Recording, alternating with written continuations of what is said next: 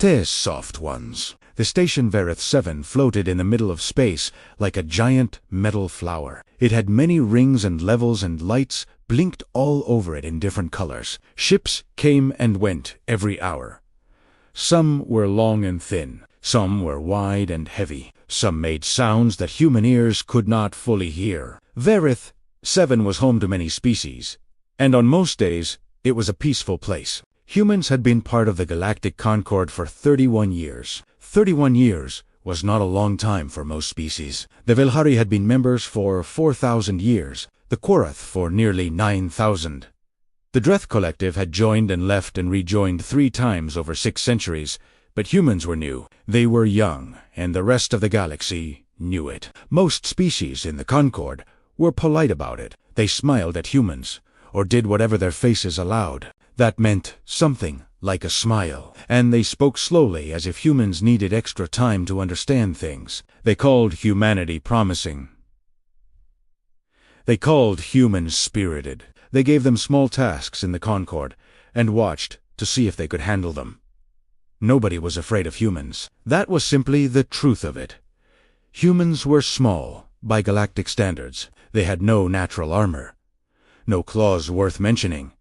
Their bones broke. Their skin tore. They got sick from things other species didn't even notice. They lived short lives, and they spent those short lives becoming attached to things, to places, to objects, to other people, and most strongly of all, to their young. That last part, the attachment to their young, was something the rest of the galaxy found both charming and a little strange. Humans would do almost anything for their children. They spent enormous energy keeping them safe. They told them stories at night so they would not be afraid of the dark. They held their hands when they were scared. They counted their small fingers and checked their breathing while they slept. It was sweet.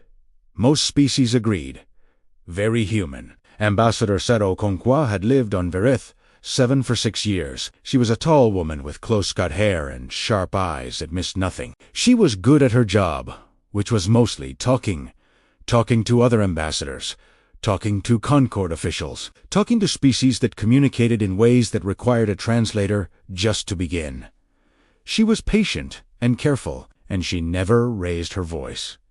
She had not raised her voice once in 6 years. On the station with her were 12 human children. They were the sons and daughters of scientists, engineers, and diplomats. The youngest was 6 years old, a small girl named Mira, who carried a stuffed animal everywhere and asked questions constantly. The oldest was 15, a quiet boy named Jonas, who had already started learning 3 alien languages on his own. They went to a small school on level 4 of the station. They played in the observation rooms and pressed their faces against the glass to watch the stars. They were curious and loud and full of life, and every species on the station had grown fond of them in some way. Even the Quarath analysts, who were not fond of anything by nature, had started leaving small gifts near the school entrance.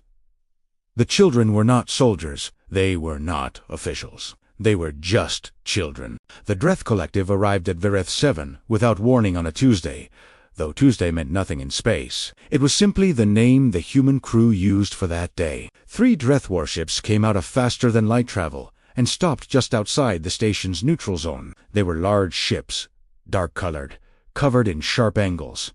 The Dreth liked sharp angles. They liked things that looked dangerous, because they believed appearance was the first weapon. Commander Vroth Khan led the Dreth delegation. He was tall, even by Dreth standards, with heavy scales across his neck and shoulders and eyes that were a pale, cold yellow. He had won several campaigns in his career, and he had a very clear idea of how power worked.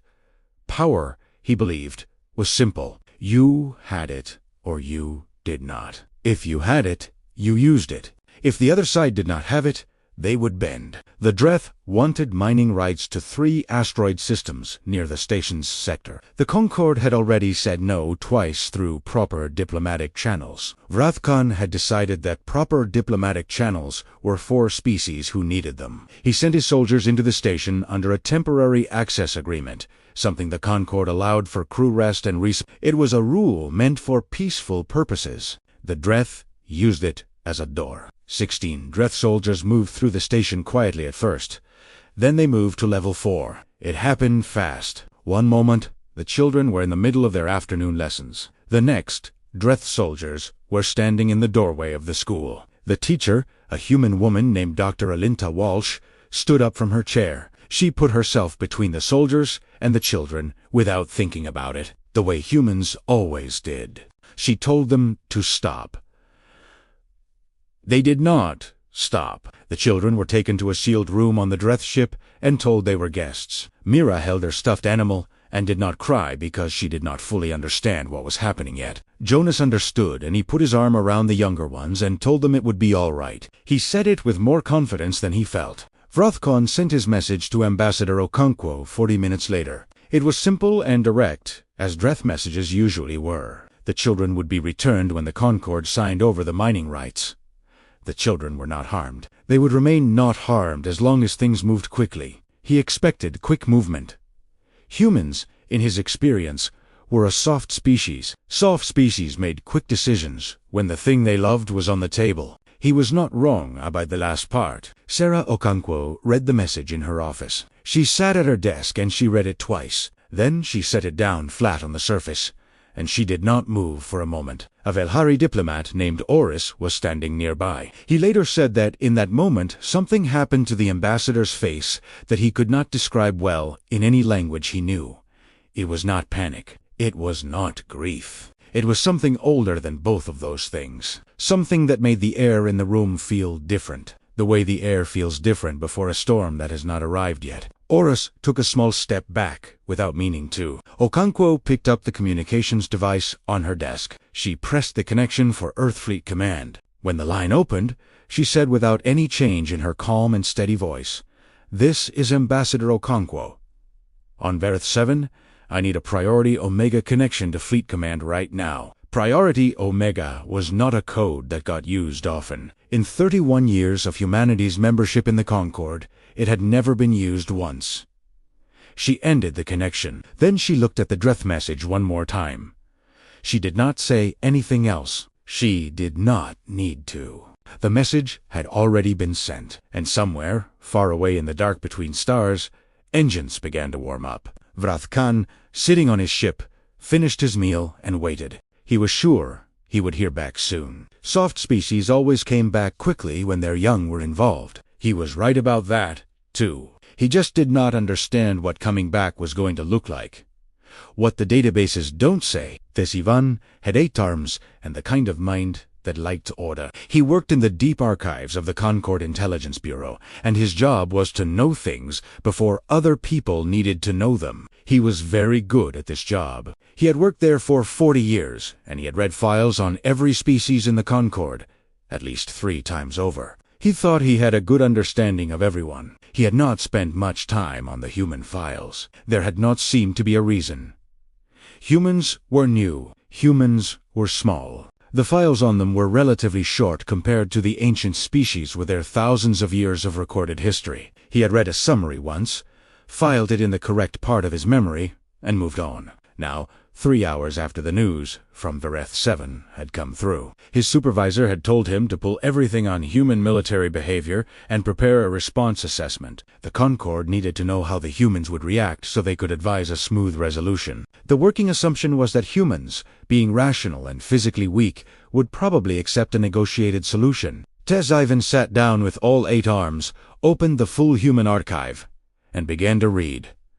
An hour later he had not moved. He had stopped blinking, which was unusual for his species. The human file was not short. The summary had been short because someone had made a summary. The actual file was enormous. It went back thousands of years into their own planetary history, long before they ever reached space, and it was filled almost entirely with war. Not small wars. Not border disputes. Wars that consumed whole continents. Wars that humans fought with sticks, and then with metal, and then with machines, and then with weapons that could erase cities in a single moment. Tess even read about something called the First World War, in which humans dug holes in the ground and charged at each other across open land under fire, dying by the millions, and kept going anyway. He read about the Second World War, in which they split the atom, a thing that took most species centuries of careful science, and then dropped it on a city before the paint was dry on the formula. He read about conflicts with no name, just numbers. Millions dead here, tens of millions there. He read about a period called the Cold War, in which two groups of humans spent decades pointing weapons capable of ending all life on their planet at each other, and somehow didn't use them. Not because they weren't angry, but because they were patient, because they were waiting.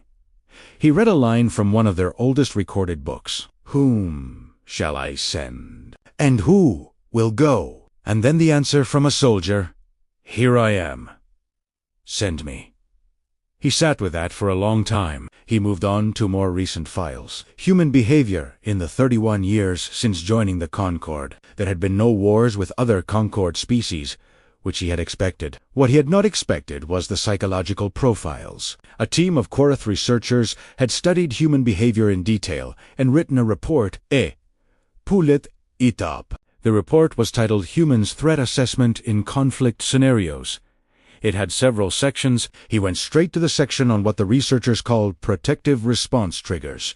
He read it slowly. Humans, the report explained, had two emotional states that looked similar from the outside, but were very different. The first was ordinary anger, which was loud and visible and faded quickly. The second was something the researchers had difficulty naming. They settled on the phrase cold resolve. It was what happened when a human decided that something had crossed a line that could not be uncrossed. When that happened, the human did not become louder. They became quieter. They became focused in a way that researchers found unsettling to observe. Their pulse slowed. Their hands stopped shaking. They stopped arguing and started planning. The strongest trigger for cold resolve, the report said, was a threat to human offspring. Tessie then turned to the last page of the Korath report. There was a note at the bottom, written by the lead researcher, that was separate from the formal findings. It read, "We recommend extreme caution in any scenario involving human children. Humans do not fight to survive. They fight until there is nothing left to fight with, and then they use that.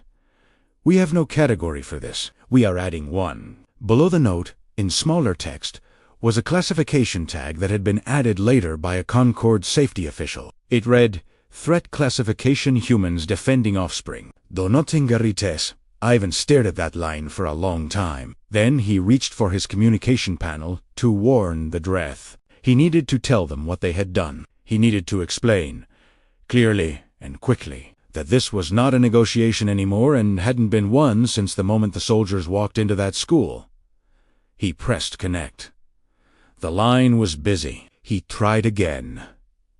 Still busy. He switched to a different channel and called the Dreth ship directly. "No answer." He tried the Concord's general emergency channel. He got through to an operator who told him that Dreth were not accepting outside communications at this time. Commander Vrothkon had apparently closed all incoming lines while he waited for the human response. Ivan put down the communicator. He turned back to the screen and went to the last section of the human file he hadn't read yet. It was a small folder labeled Fleet Response Protocols, opened, Italiano. Inside was a document called Priority Omega. He had never heard of it before. He read the definition. Priority Omega was a signal used only when human lives, specifically the lives of human children, were under direct threat. It was not a request for help. It was not a call for negotiation. It was a signal that meant, "We are coming." It bypassed all normal chain of command. Any human fleet vessel that received it was authorized to move immediately, without waiting for orders, without approval from the Concord, without delay of any kind. He checked the time stump on the signal that had come from Verith 7. Greater than Ambassador. Okonkwo had sent it 3 hours and 14 minutes ago. Ivan did a quick calculation. The nearest human fleet vessel at maximum engine burn would arrive at Verith 7 inches approximately 11 hours. Maybe less if they pushed the engines past standard safety limits. He sat back in his chair and looked at the ceiling. He had spent 40 years in this office reading files on dangerous species. He had read about species with acid blood, species that could survive in open vacuum, species whose children were already apex predators at birth. He had read about wars that lasted centuries. None of those files had given him the feeling this one was giving him now, because those species were dangerous, because they were powerful, because nature had built them to be hard and sharp and deadly. Humans were dangerous for a completely different reason. They were soft. They were small. They were fragile in almost every physical way. But they had decided, somewhere deep in the long history of their painful, bloody, extraordinary existence, that there were things worth going through any wall for, and they had gotten very, very good at going through walls. He looked at the last note in the file one more time, the one that said, "Do not engage." Then he looked at the timestamp of the priority Omega signal again. He thought about the Dreth commander sitting on his ship, eating his meal, waiting for the soft humans to come and beg. Tess Ivan, who had not felt fear in 11 years, felt something close to it now. Not for himself, for the Dreth. He closed the file. He did not try to call again. There was no point. The answer was already on its way, burning through space at maximum speed, and there was nothing left for anyone to do but wait and see what happened when it arrived. He opened a blank document and began writing a new threat classification report for humanity. He had a feeling it was going to need a lot of new categories. Day Iskrim. Vrothkon had fought in 11 campaigns. He had taken stations, cracked open enemy ships, and negotiated the surrender of 3 different governments. He knew what he was doing. He had always known what he was doing. He was not a reckless commander. He was a precise one. Every move he made was calculated. Every risk was understood before he took it. Taking the children had been calculated. It had been precise. It was the kind of move that worked every time with soft species. You found what they loved, and you put your hand on it, and then you waited for them to come to the table. It was not cruel. It was just efficient. The children were not harmed. They were being fed. The little one with the stuffed animal had even been given extra food because she'd looked hungry, though she hadn't been. She had simply looked at the food and then at the soldier, and the soldier had, without fully understanding why, given her more. Vrothkon did not know about that last part. He would not have approved of it. He sat in his command chair and waited. It had been 14 hours. That was longer than he had expected, but not concerning. Sometimes the slow ones needed time to cry first. He understood he would give them a little more time. His communications officer turned around. "Commander, there is a ship." Vrothkon looked up. "Concord diplomatic vessel." "No, sir." A pause. Human fleet ship. Designation EFS, Unbroken Tide. "It has just dropped out of faster-than-light travel." Vrothkon stood. He walked to the main window. He could see it now, a human warship sitting in space, about as close to the station as a ship could get without actually touching it. It was too close. It had come out of FTL travel far too close. The distance alone was almost impossible. No ship was supposed to decelerate from FTL that fast. The forces involved would destroy a ship, and yet, there it was. Its hull was glowing from the burn. Heat was still bleeding off the surface in visible waves. The Unbroken Tide had pushed its engines past every reasonable limit to get here this fast, and it looked like a ship that had sprinted so hard its lungs were still burning. Vrothkon was not afraid. He had 6 warships. The humans had won, but something about the way that ship sat, there still and perfectly aimed, like a finger pointed directly at him, made his jaw tighten. "They're hailing us," his communications officer said. "Put it through." The screen opened. There was a human woman on the other side. She was not dressed in the formal clothes that ambassadors wore. She was in dark tactical gear. Her hair was pulled back tight. Her face was still, the way a deep lake is still not calm, but heavy.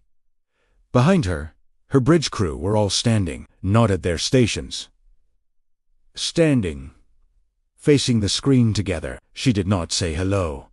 She did not give her name or rank. She looked directly into the camera, and she spoke. "You have our children. You have 30 minutes to return them, unharmed, to the station's neutral base, every single one of them. If any one of them has so much as a bruise that wasn't there before, if any one of them is frightened in a way your people caused, I will not leave enough of your fleet for your own families to identify the pieces. I want them walking out of that bay in 30 minutes. This is not a negotiation. I am not asking. This is a countdown." The screen went dark. She had closed the channel herself. The bridge of the Dreth ship was completely silent. Nobody moved.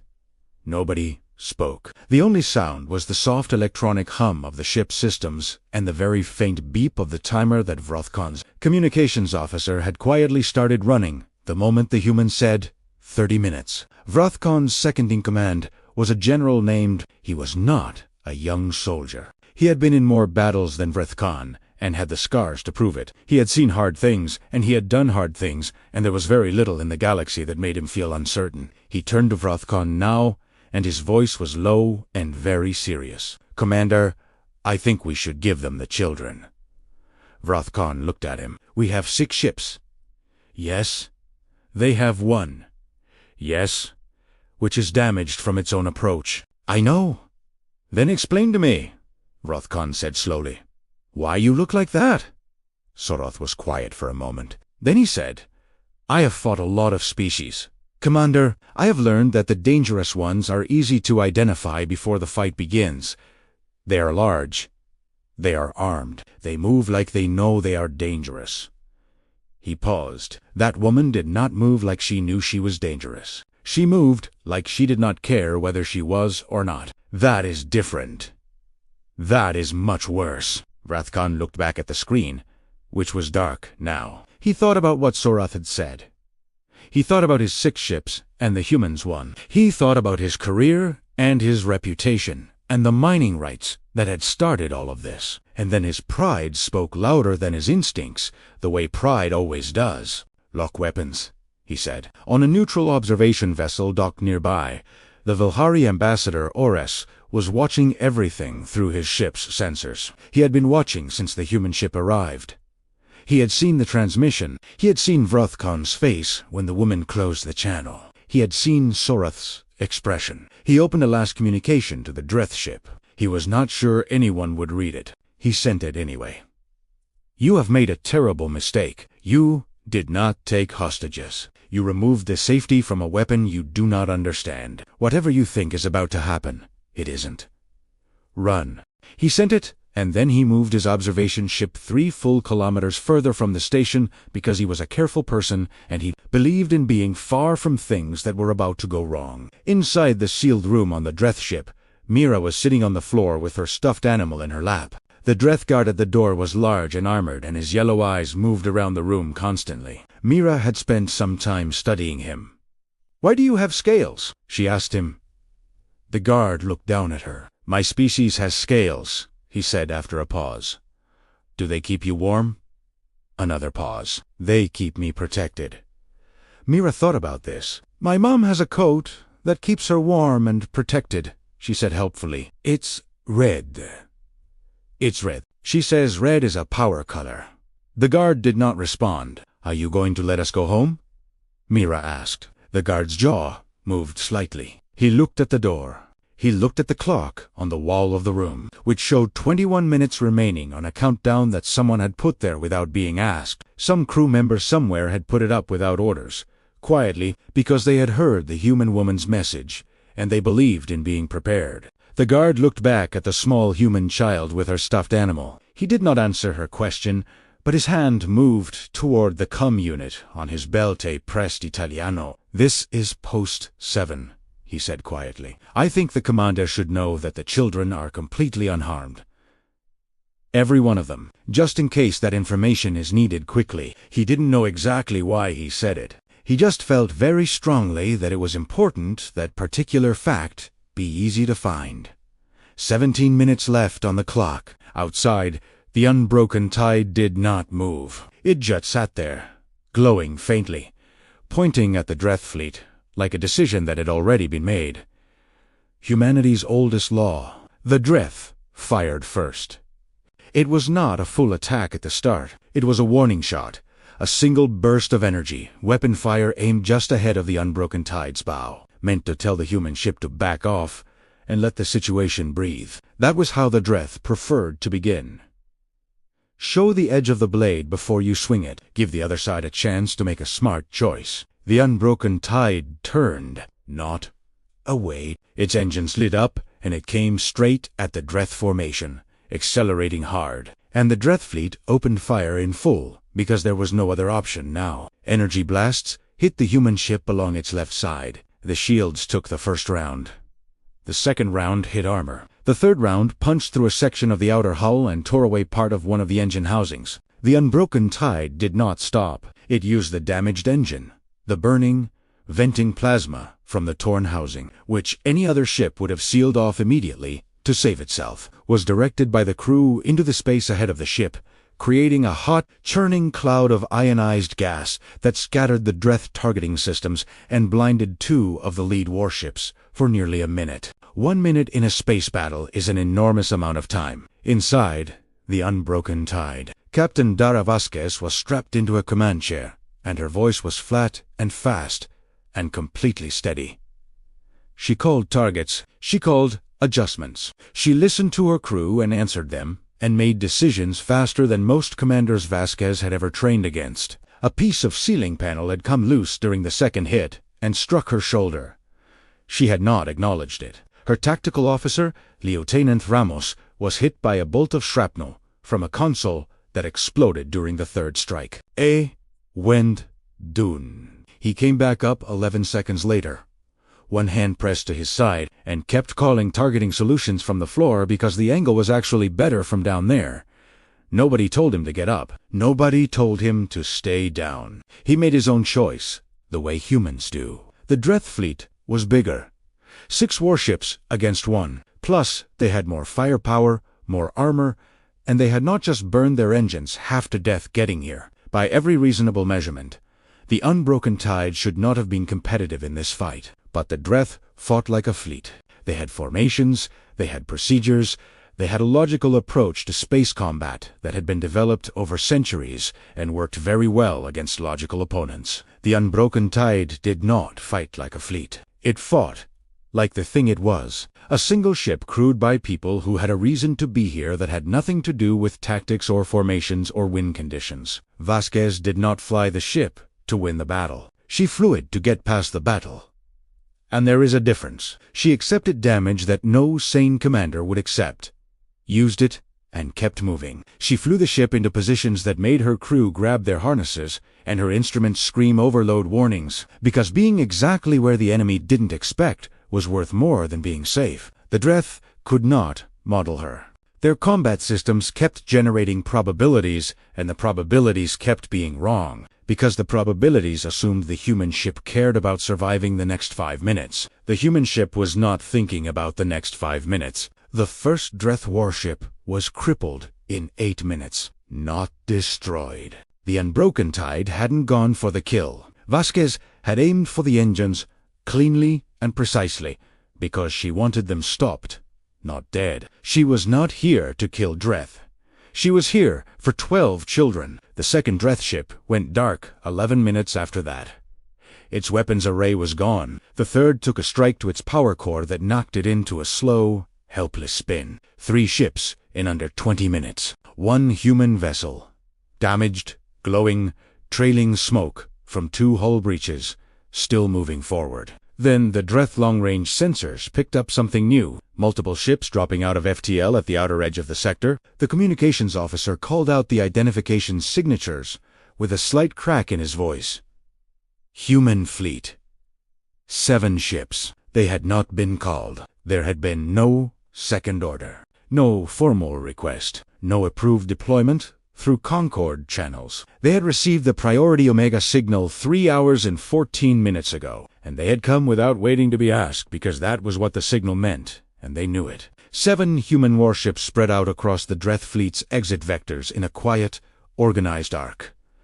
They did not fire. They did not even raise weapons to active status. They just stopped there in the dark and blocked every route home. Vrothkin stared at his sensors. He had started this with 6 ships and a plan. He now had 3 damaged ships, 3 dead ones, 7 new human ships at his back, and the original human ship still coming at him from the front.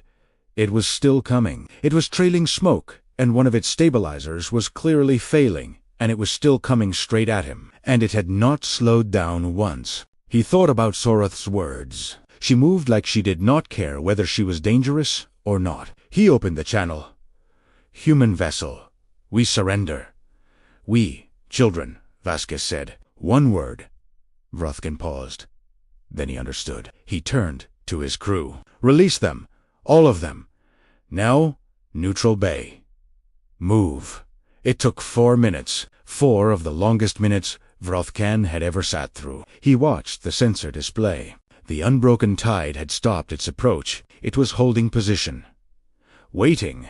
He had the strange feeling that if the transfer took too long, the ship would start moving again regardless of the surrender.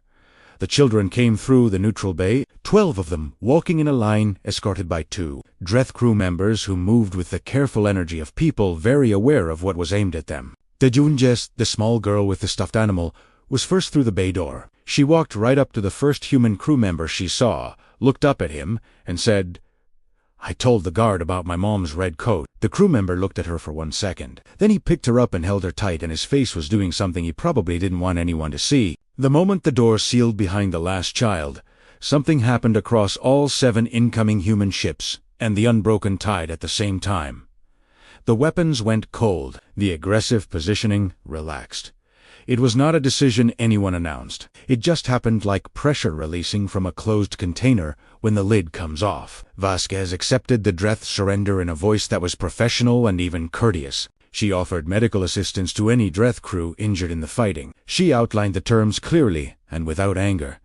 She was, in that moment, almost gentle. General Sarath sat in his chair on the damaged Dreth flagship and watched the human ships settle into passive positions around them. He thought about what he had just seen. He thought about how fast it had all changed from battle to calm, from fury to courtesy the moment those children were safe. Other species, when they fought, stayed angry for a while afterward. The adrenaline took time to leave. The heat of it stayed in the room. Soldiers needed to decompress, to shake off the violence, and come back to themselves. The humans had switched off like a light, not because they had forgotten what happened. He could see it in their movements, in the way they worked, that they remembered perfectly. But the thing that had driven them, the deep and powerful engine behind all of it, had gotten what it needed. The children were safe. The switch had been thrown. Everything else could be handled like reasonable beings. Sorath had fought for 60 years. He had faced many enemies. He had never been more frightened by the end of a battle than he was right now, watching humans be reasonable. Because it meant all of that, every bit of it, had been controlled. It had been a choice the whole time. They could turn it on. They could turn it off. He filed that information away very carefully in the part of his memory reserved for things that kept him alive. Outside the damaged station, in the quiet and cold of space, 12 children were being checked over by human medical staff one by one. All 12 were unharmed. Mira fell asleep in a medical cot, holding her stuffed animal, before anyone even finished checking her over. Jonas, the oldest, sat on the edge of a cot and watched the human ships through the porthole. He watched them realign, resupply each other, communicate in short, efficient bursts. He watched what they had done and what they had come back from, and he thought about all of it for a long time. Did they come because of us? He asked the medic beside him. The medic looked up from her kit and looked at him and at the ships outside. "Yes," she said simply. Jonas nodded slowly. He looked back at the ships. "Okay," he said. Just that. Okay. Like something had settled inside him that he had not known was unsettled. He lay back on the cot and closed his eyes. Outside, the stars were very still. What approaches? 3 weeks after the battle at Varith 7, the Galactic Concord called an emergency session. The Grand Assembly Hall was one of the largest enclosed spaces in the known galaxy. It had been built to hold representatives from over 200 species, and it usually felt full even when half the seats were empty, because many of the species were large, or they brought staff, or they needed special environmental conditions that required extra equipment. The hall had sections with different atmospheres, different lighting conditions, different temperature zones. It was a complicated place to build, and an even more complicated place to run. On that day, every seat was full. They were there because the Dreth Collective had filed a formal complaint. It stated, in careful and official language, that humanity had responded to a minor territorial dispute with extreme and unprovoked military force, and that this behavior was dangerous to the peace and stability of the The Dreth representative delivered this complaint with a straight face and an impressive amount of confidence, given that his government had kidnapped 12 children 3 weeks before. Many members of the assembly were sympathetic, not to the kidnapping, that had been wrong, and everyone said so, but to the question of proportion. 6 Dreth warships. One situation involving children who had not, in the end, been harmed. Was it really necessary to destroy half a fleet? Was it not perhaps a little excessive? Humanity was new to all of this. Perhaps they had overreacted. Perhaps they needed guidance. A formal note of censure. Maybe something to remind them that the Concord had rules. The discussion had been going for about 40 minutes when Ambassador Sira Okonkwo walked to the podium. She had not rushed. She had not pushed to speak early. She had sat in the human section and listened to everything that was said about her people, and her face had shown nothing. When the moderator called on her, she stood up, smoothed her jacket, walked to the front, and stood at the podium in a silence that the entire hall gave to her. Without being asked, she was a small woman in a room of giants in every way that phrase could mean. She looked out at 200 species and thousands of eyes and sensory organs and recording devices. And she began to speak. She spoke quietly enough that people had to pay attention to hear her. That was not an accident. She described, briefly and without drama, what had happened. 12 children taken from their school. A priority Omega signal send. A ship that had burned its own engines to get there in time. A battle that lasted less than 25 minutes. 12 children recovered, unharmed. She laid these facts out the way you lay stones in a row. Simply, each one in its place. Then she stopped. She looked out at the assembly. "You have studied us," she said, "for 31 years, since we joined this Concord. Many of you have been studying humanity. You have read our biological profiles. You have noted that we lack natural armor, that our bones are easy to break, that we live short lives and are sensitive to temperature and pressure in ways that more resilient species are not. You have measured us and assessed us, and most of you have concluded, reasonably, that we are among the most physically fragile sapient species in recorded history." A pause. "You are correct." The hall was very quiet. "What your files have not fully captured," she continued, "is this. We did not survive by being hard to kill. Plenty of things on our planet were harder to kill than us. Most of them are gone now. We survived because we decided, very early in our history, that there are things we will not allow to happen to the things we love. We decided that no wall is too thick, no enemy too large, no cost too high when those things are threatened. And we have spent our entire existence getting better at making that decision real."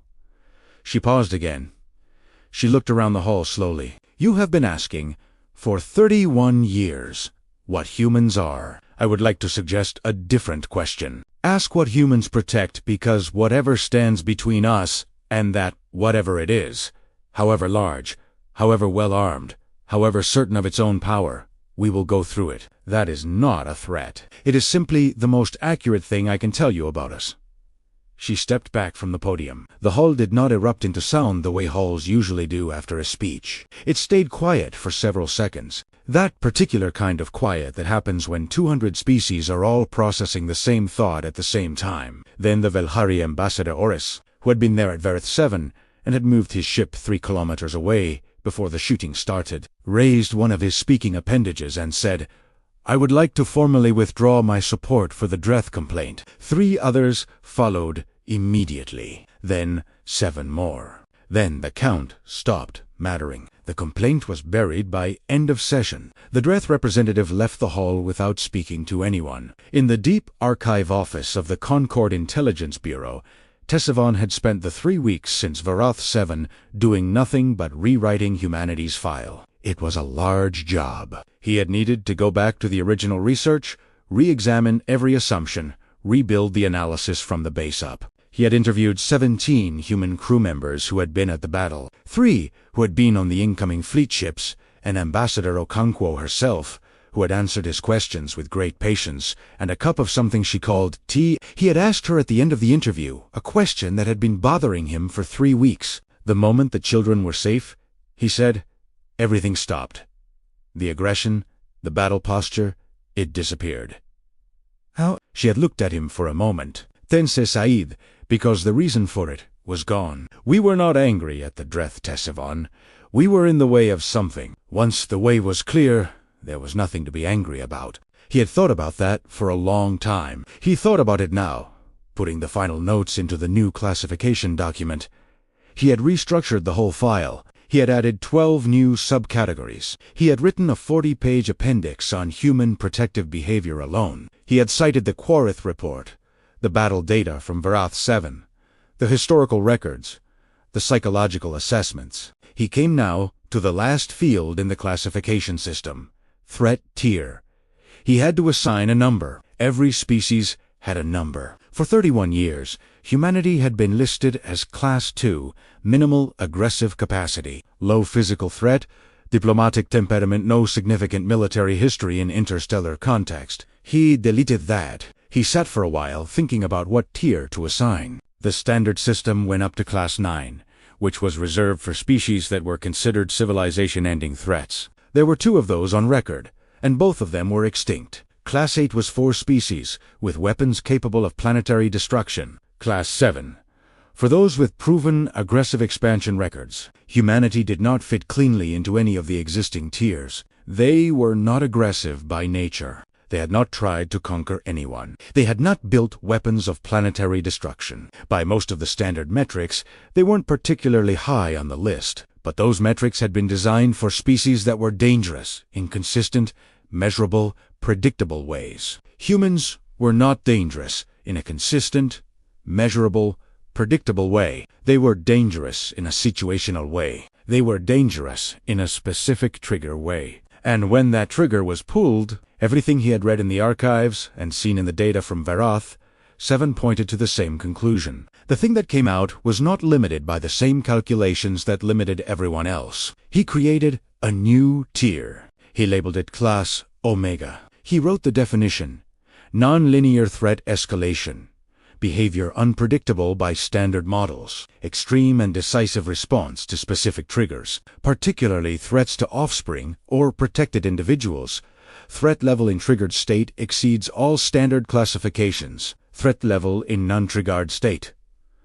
Minimal. Note, the gap between these 2 states is the defining characteristic. Handle with consistent respect and do not confuse non-triggered state for permanent state. Do not threaten offspring or protected individuals under any circumstances. He added a note in the margin in his own language. It was personal, not official, and it translated roughly as, they are not dangerous because they are powerful. They are dangerous because they love things, and they are very, very good at war, when love is the reason for it. He submitted the new file across the Concord in offices and aboard ships and in diplomatic stations spread across many star systems. The updated human classification arrived in intelligence feeds. Analysts read it.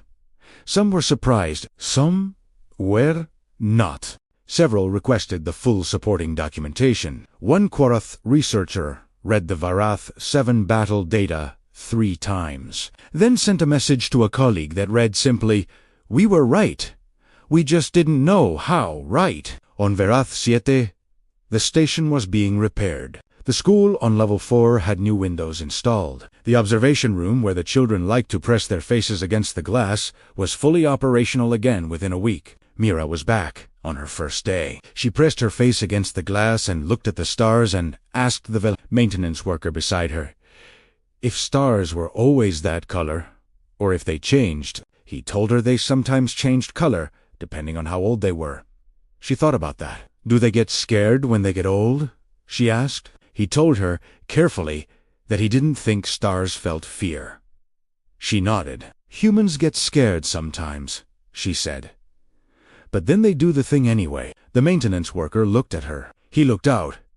At the stars, he thought about the unbroken tide arriving at full burn, glowing from the effort, stopping right where it needed to stop. "Yes," he said quietly.